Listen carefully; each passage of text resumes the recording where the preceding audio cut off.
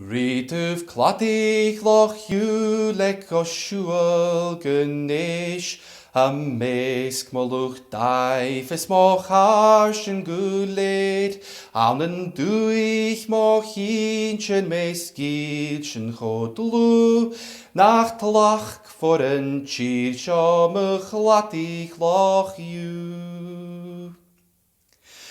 Fó am si haif na matne ag briste gan lá, Gŵr lion y greinio le flahalach gast, Ha chrwioch gydarst y gorn sialig a sŵr, Gach la agus eiche mychlatich loch yw.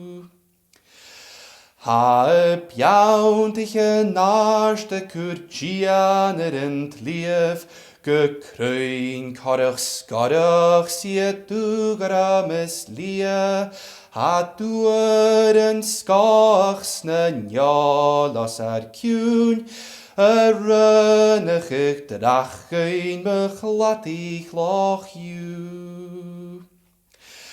Far ver yin lein a mare le counterach cuain, agus jon ve cavale le carem nar clúis, han talig lan chudi yn het chokiwn, tars curig a surgyn geclatig loch you.